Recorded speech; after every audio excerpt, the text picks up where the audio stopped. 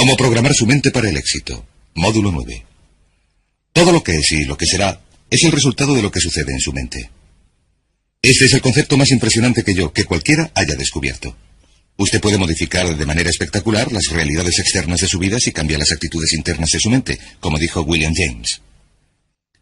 Ya hemos hablado sobre las diversas leyes. La ley de las creencias, que sus creencias se convierten en sus realidades, que usted ve el mundo según lo que crea que constituye la verdad sobre el mundo.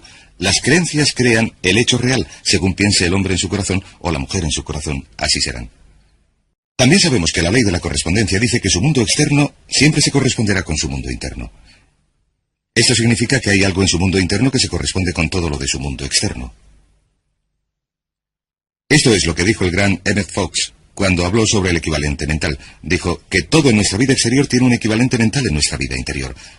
Para cualquier cosa que quiera ver de un modo diferente en su vida exterior, deberá suministrar primero el equivalente mental interno. La ley de atracción dice, cualquier cosa que ocupe su mente de manera continuada, la atraerá hacia sí. Sus pensamientos dominantes establecen un campo de fuerza de energía que atrae a su vida a las personas y las circunstancias que usted necesita. Esto lo comento por el siguiente motivo. La mayoría de la gente se pregunta cómo podrá lograr un trabajo mejor, una relación mejor, cómo podrá averiguar la información que necesita o conseguir la educación que necesita, etc. No tiene que preocuparse al respecto. Lo que ha de hacer es dejarlo claro en su mente. Activar y penetrar en el flujo de estas leyes mentales universales y todo lo que necesite llegará a usted tal como lo necesite, exactamente cuando lo necesite y en la forma precisa en que lo necesite. Durante esta sesión vamos a hablar, ya hemos hablado antes, del autoconcepto. Hemos dicho que su autoconcepto es ese conjunto de creencias internas que determinan lo que sucede. Su autoconcepto es el resultado total de la suma de cada información individual que ha absorbido durante su vida sobre sí mismo y su mundo, y que ha aceptado como verdadera. Se convierte en parte de su autoconcepto. Su autoconcepto es el mecanismo interno correspondiente que determina lo que le sucede. ¿Qué quiere decir esto? Quiere decir que el cambio empieza con un cambio dentro de su autoconcepto. Todo cambio empieza cuando usted absorbe una información que modifica sus creencias. Ahora bien, las creencias son lo más difícil de cambiar, porque las defendemos con gran energía. Tenemos que estar dispuestos a renunciar a nuestras creencias autolimitadoras. Tenemos que estar dispuestos a examinar nuestras creencias sinceramente. Recuerden que hemos hablado del autoconocimiento. Tenemos que estar dispuestos a examinar nuestras creencias sinceramente y a decirnos, ¿me sirven estas creencias? ¿Es esto lo que quiero ser? ¿Es esto lo que quiero hacer? ¿Es esto lo mejor que puedo conseguir? Y uno empieza a cuestionar sus creencias y a cambiar su autoconcepto al absorber una información nueva que evoluciona hasta convertirse en un nuevo concepto. Y esto nos lleva a un concepto llamado la psicología del devenir. La psicología del devenir dice que cada uno de nosotros está en estado de crecimiento y cambio continuos. Nuestros autoconceptos y nuestras creencias se están modificando sin cesar. Por ejemplo, de niños creíamos un conjunto de cosas acerca del mundo de los adultos. De adolescentes, otro. Recién cumplidos los 20 años, creíamos otras cosas. Y según crecemos y evolucionamos, vamos modificando nuestras creencias y autoconceptos. Cambiamos nuestra propia imagen, cambiamos nuestra forma de ver el mundo, de manera que estamos en proceso de devenir. Esto sucede continuamente y es algo así. Es como una mata seca que lleva el viento. Está evolucionando y cambiando continuamente, pero siempre en la dirección de su meta predominante. Siempre en la dirección de aquello en lo que está pensando más intensamente en ese momento. Por ejemplo, un alcohólico o un toxicómano también está haciendo que evolucione y cambie la dirección de su meta predominante porque piensan en su adicción todo el tiempo. Y si usted desea evolucionar y crecer rápidamente, tiene que dejar bien claras estas metas. Las tiene que precisar. Tiene que intensificarlas y pensar en ellas todo el tiempo. A veces, si estudiamos a las personas que lograron grandes éxitos a una edad temprana, averiguamos que tuvieron una obsesión, una preocupación total por un aspecto o campo concreto durante mucho tiempo. Mientras que otras personas, que quizás son mucho mayores, nunca han experimentado una sensación intensa, nunca se han centrado en nada que hayan deseado lograr. Hay dos obstáculos para esta psicología del devenir. El primero se denomina la meóstasis. La meóstasis es el deseo de consistencia. Es un deseo natural de la mente de ser consecuente con lo que ha sucedido en el pasado. Si quieren, nos gusta mantener el status quo. Hay personas que dicen, así es como lo hemos hecho siempre, aquí lo hacemos así, etcétera, etcétera. Hay que vigilar la meóstasis porque lo que hace es que nuestra manera de pensar sea rígida e inflexible. Y la otra es la psicosclerosis. La psicosclerosis es sencillamente el endurecimiento de la actitud. El endurecimiento de la actitud. La gente con psicoesclerosis desarrolla lo que se conoce como ideas fijas. Las ideas fijas llevan a la rigidez y a no estar dispuesto a cambiar. Ambas nos llevan a quedar atascados en la zona cómoda. Recuerden, la tendencia natural de todo comportamiento humano consiste en empezar a hacer las cosas de una manera específica y luego quedar atascado en una zona cómoda. Uno queda atascado en una zona cómoda, en una relación incluso si no es feliz, en un trabajo incluso si no está satisfecho, en un determinado nivel de ingresos incluso si no es suficiente. Hay que luchar contra la zona cómoda porque la zona cómoda se convierte rápidamente en una rutina, en un surco que seguimos, y se dice que el surco se convierte en una tumba. La única diferencia entre un surco y una tumba es la profundidad. También se ha dicho que el surco no es más que una tumba con los extremos borrados, así que pongan mucha atención porque la gran mayoría de las personas de nuestra sociedad tienden a evolucionar de manera natural hasta establecerse en una zona cómoda. Se convierten en los inflexibles paladines del status quo, caen en la rutina e incluso cuando el cambio sería bueno para ellos, no cambian nunca. Esto nos lleva a los dos grandes poderes que controlan todo lo que nos sucede. Y el primero es el poder del amor. El poder del amor es el que da forma a su personalidad y da forma a su destino. El poder del amor simplemente significa que todo lo que hacemos lo hacemos o para obtener amor o para compensar la ausencia de amor. Antes dijimos que la personalidad completa del niño se forma de acuerdo con la calidad y la cantidad del amor que recibe, y que todos los problemas del adulto son el resultado del amor retenido. Retenido por nuestros padres, quizás retenido de la gente cuando crecemos. El otro poder es el poder de la sugestión.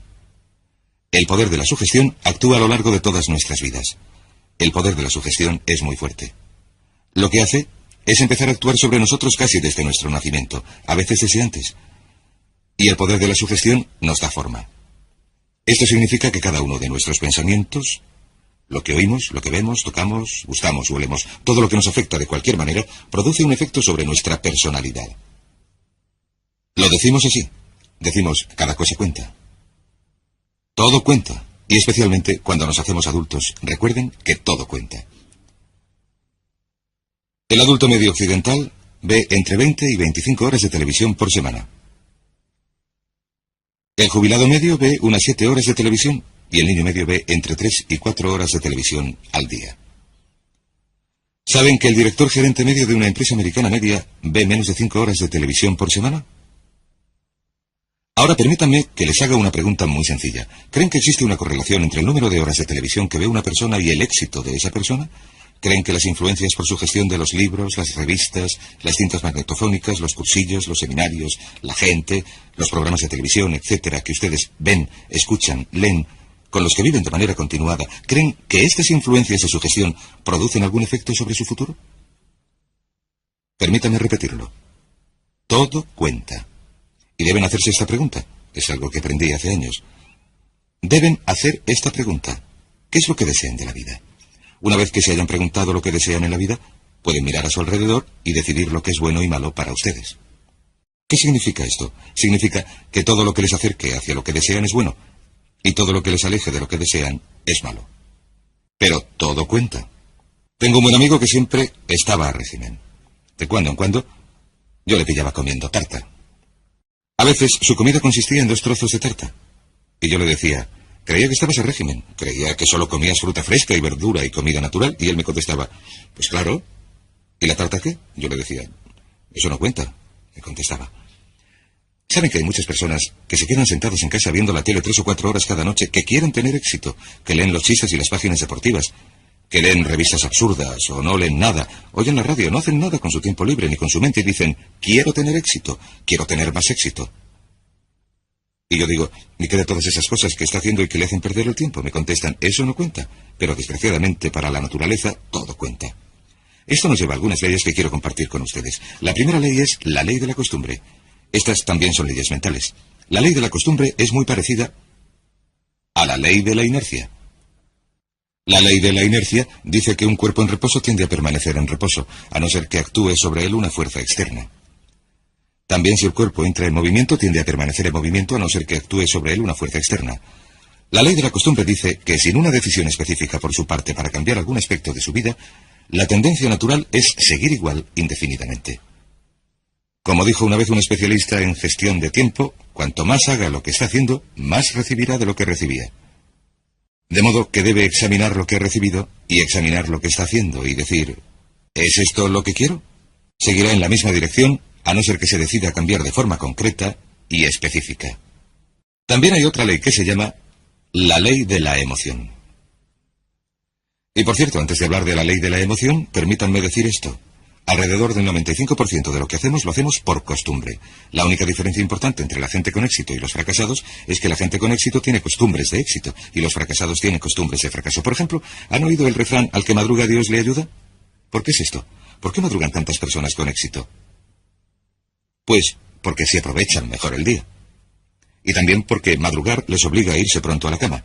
No malgastan las noches, que es cuando están más cansados y producen menos. De modo que vemos una y otra vez que los hombres y las mujeres de éxito se acuestan pronto y se levantan pronto. Tienen una costumbre de éxito. ¿Por qué no se acuesta pronto y se levanta pronto mucha gente? Porque son perezosos, no son disciplinados, no tienen metas que deseen con suficiente intensidad, no tienen costumbres de éxito. El 95% de su éxito lo determinará el tipo de costumbres que desarrolle. Si tiene buenas costumbres, conseguirá el éxito a pesar de los pesares. La ley de la emoción dice esto. Todas las decisiones que tomamos se basan en la emoción. Se solía decir, la gente actúa al 95% por emoción y al 5% por lógica. Uno de los grandes descubrimientos que he hecho es que la gente actúa al 100% por emoción, que no actuamos por emoción ni siquiera al 95%. Cada decisión que tomamos se basa en la emoción. Si alguien dice, esto es lo lógico, lo que quiere decir es que, aunque parezca lógico, lo que sucede es que aquello está más cargado de emoción. La ley de las emociones dice que todas las decisiones que tomamos son emocionales. Y dice también que una emoción fuerte domina a una más débil. Una emoción fuerte domina a una emoción más débil. Así que la emoción más fuerte será la emoción dominante. Y determinará lo que uno haga. Toda acción viene determinada por la emoción predominante en ese momento. Según cuál sea la emoción más fuerte, si es el temor dominará sobre lo que uno haga. Si es el deseo dominará sobre lo que haga. Las dos emociones principales que luchan en nuestro interior continuamente son el temor y el deseo. Un campeonato mundial que se repite sin cesar. Nuestros temores nos retienen, nuestros deseos nos impulsan. ¿Cómo se hace para que venzan los deseos? Muy sencillo. Se usa la ley de la concentración y se piensa todo el tiempo en lo que uno quiere. Concéntrese todo el tiempo en lo que quiere. Se mantiene la mente fija en el deseo. Se preocupa uno totalmente por lo que quiere, como dijimos antes, y los temores tienden a disminuir. Pero piense en lo que piense, si piensa en sus temores o si piensa en sus deseos, la ley de la emoción es la que determinará sus acciones, y sus acciones determinarán sus resultados. Esto nos lleva a otra ley que se llama la ley de la expresión. Esta ley de la expresión es muy interesante. Esta ley de la expresión es muy antigua, anterior incluso a una cita de Aristóteles. Todo lo que se imprime se expresa. Todo lo que se imprime se expresa. Todo lo que se imprime se expresa. ¿Qué significa esto? Voy a sentarme hasta que esté limpio el encerado. Significa sencillamente esto.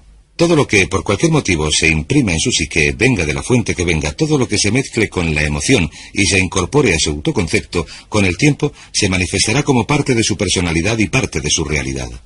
Dice en efecto que vemos el mundo a través de nuestro autoconcepto. Lo que vemos realmente es nuestro concepto del mundo. No creemos lo que vemos, sino que vemos lo que creemos. Lo que se haya imprimido en su mente como un hecho, como una verdad, como una realidad, se manifestará en su realidad o se expresará en su mundo, porque es lo que verá. Si ve que cierto tipo de personas son buenas, entonces verá bondad en esas personas. Si cree que los miembros de un partido político son imbéciles, todos los miembros de ese partido político le parecerán imbéciles, incluso los más sabios e inteligentes. Si cree que la oportunidad está presente en todas partes, verá oportunidades en todas partes. Si cree que controla totalmente su destino, entonces verá indicios de esto. Si se cree una persona popular, valerosa, confiada, con influencias, entonces actuará de manera consecuente con esa creencia y verá sus manifestaciones a su alrededor. He leído un caso interesante hace poco. Una adivina convenció a un joven de origen humilde que no tenía ninguna confianza en sí mismo de que era la reencarnación de Napoleón Bonaparte. Es una historia maravillosa, una historia verídica.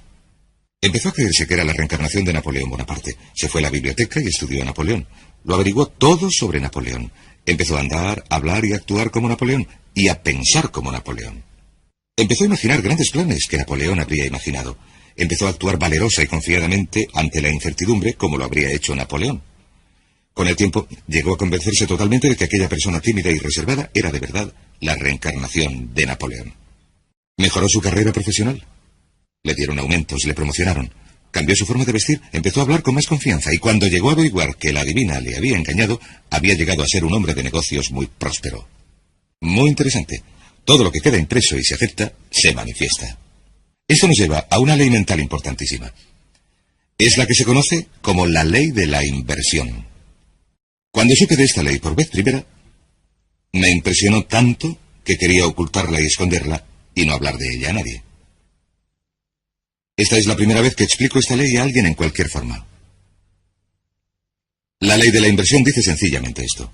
Si uno logra un determinado nivel de éxito, un determinado nivel de salud, una determinada calidad de relaciones, entonces esa calidad de relaciones creará un estado subjetivo. Un estado subjetivo significa sentimientos, un estado emocional.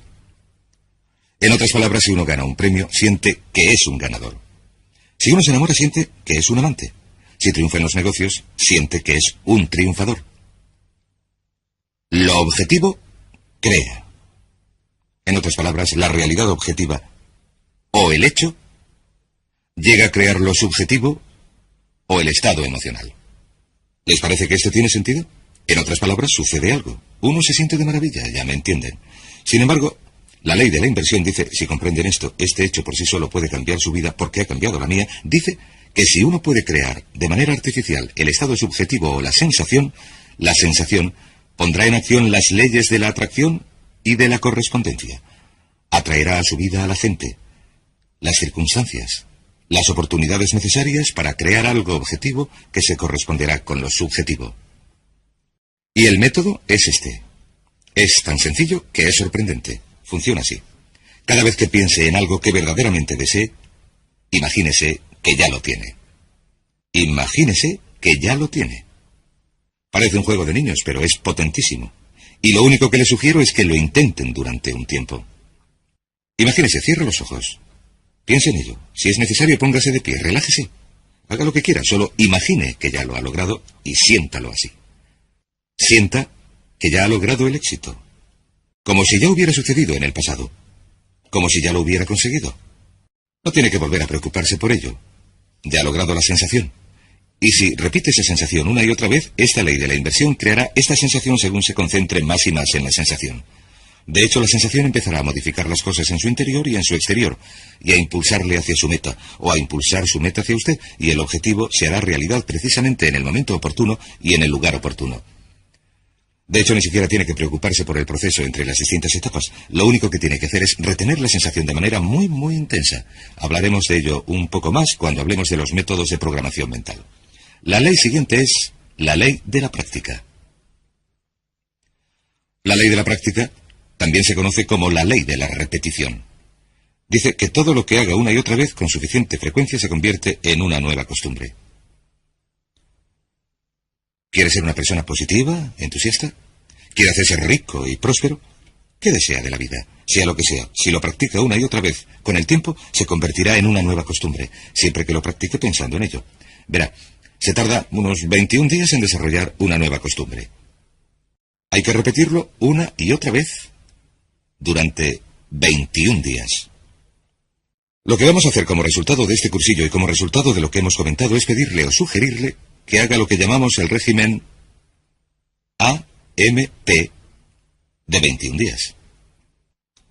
Esto quiere decir que durante 21 días le vamos a pedir que haga algo muy difícil, una de las cosas más difíciles que va a hacer en su vida. Durante 21 días quiero que centren su mente en lo que desean y que no piensen en lo que no desean. Centre su conversación en lo que desea y no hable de lo que no desea. Centre sus sueños, su imaginación, sus pensamientos, sus sentimientos. Centre todo su entorno en lo que desea. No piense en lo que no desea. Es muy sencillo, no es complicado. Es una de las cosas más difíciles que hará en su vida. ¿Por qué hablamos de 21 días? Por una buena razón. Verán, una gallina con un cerebro minúsculo tarda 21 días sentada tranquilamente, pacientemente, en incubar un huevo. A nosotros nos parece que si una gallina con un cerebro minúsculo puede permanecer 21 días sentada sobre un huevo sin observar ningún cambio, solo porque tiene fe, 21 días pasa sentada sobre el huevo, entonces probablemente podemos pedir a unos adultos con un cerebro que pesa 1,5 kilos, con entre 12.000 y 20.000 millones de células y con capacidad para recordar y retener todos los conocimientos de la humanidad. Si se pudiera introducir una sonda en su cerebro, podemos pedir a esos adultos que perseveren durante 21 días. Si puede seguir un régimen de actitud mental positiva durante 21 días, centre en él su mente. Su meta es convertirse en lo que llamamos una persona puramente positiva. Una persona puramente positiva.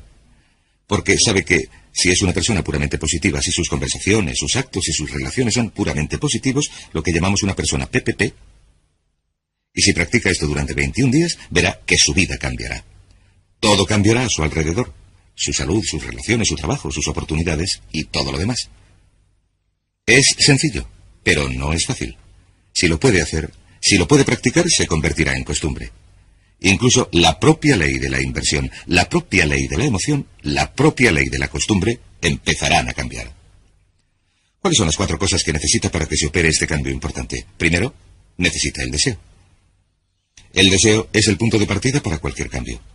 La pregunta más importante que uno se tiene que hacer en la vida es: ¿hasta qué punto desea lo que desea? ¿Hasta qué punto lo desea? ¿O lo desea de verdad? Verán, hay montones de personas que desean montones de cosas, pero ¿hasta qué punto las desean? Si las desea muchísimo, si las desea con intensidad, entonces nada en el mundo podrá impedir que las logre. Hay una interesante anécdota sobre Sócrates.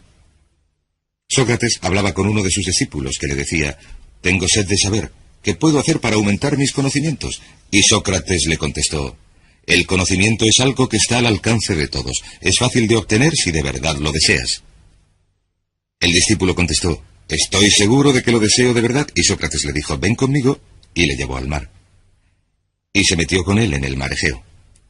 Estaban a algo más de 1 metro de profundidad, y Sócrates, un hombre muy fuerte, cogió al joven y le metió la cabeza en el agua. Y el joven empezó a luchar y luchar, a desesperarse. Y por fin le sacó del agua y le dijo: «¿Qué es lo que querías mientras estabas bajo el agua?» Y le respondió: «Lo único que quería era aire. Solamente podía pensar en el aire». Sócrates le dijo: «Cuando desees el conocimiento con la misma intensidad con que deseabas el aire, conseguirás todo el conocimiento que desees. Y cuando usted desee algo con gran intensidad, si tiene deseo, lo logrará». El segundo paso es la decisión. Una y otra vez, cuando viajo, me doy cuenta de que se produce un cambio de primer orden en la vida de una persona cuando toma una decisión. También me doy cuenta de que la mayoría de las personas son increíblemente indecisas. Son muy reacias a tomar decisiones, a restringir sus opciones. Son muy, muy reacias a comprometerse en cualquier sentido, y al no comprometerse, se limitan a ir a la deriva. Desgraciadamente, se condenan a vivir bajo la ley del accidente.